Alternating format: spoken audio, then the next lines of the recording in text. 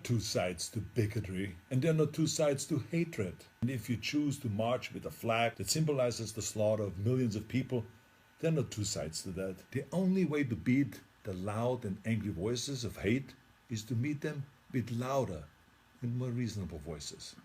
And that includes you, President Trump. In fact, as president of this great country, you have a moral responsibility to send an unequivocal message that you won't stand for hate and racism.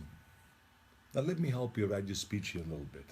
As President of the United States and as a Republican, I reject the support of white supremacists. The country that defeated Hitler's armies is no place for Nazi flags.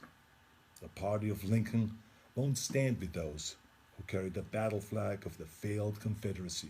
Was that very difficult? You see, I told you.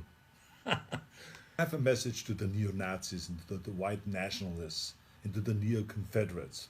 Let me be just as blunt as possible. Your heroes are losers.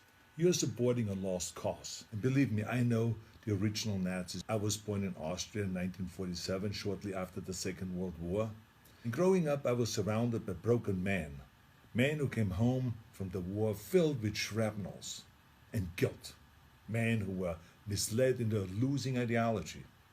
And I can tell you that these ghosts that you idolize spent the rest of their lives living in shame. And right now, they're resting in hell. I know that you weren't born with these hateful views.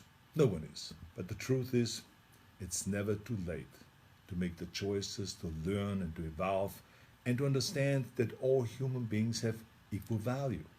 If you say, Arnold, hey, I was just at the march, don't call me a Nazi, I have nothing to do with Nazis at all. Let me help you. Don't hang around people who carry Nazi flags, give Nazi salutes, or shout Nazi slogans. Go home. Or better yet, tell them that they're wrong to celebrate an ideology that murdered millions of people.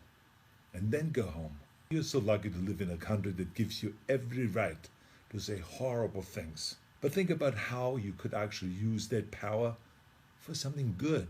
Those of you who have been silent, you must also evolve. I have learned a long time ago that the only way we can really eliminate hatred is to face it head on. This is not always comfortable, of course, but stereotypes about racism, religion, gender, anything else, they're like cancer. If you had a tumor, you wouldn't quietly hope that it slowly disappears. You would sap the shit out of it with all the chemotherapy and cut it out and try every experimental treatment until it was gone. But this is no different. I mean, this is a difficult time for our country, of course. But I know that if we all have the courage to do something about it and to do the right thing, we come out stronger in the end.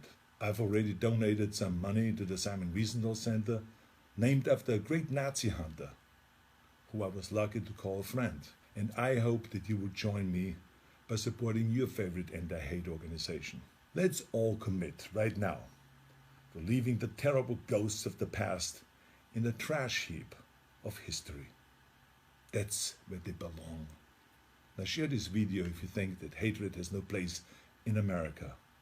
Let's terminate hate.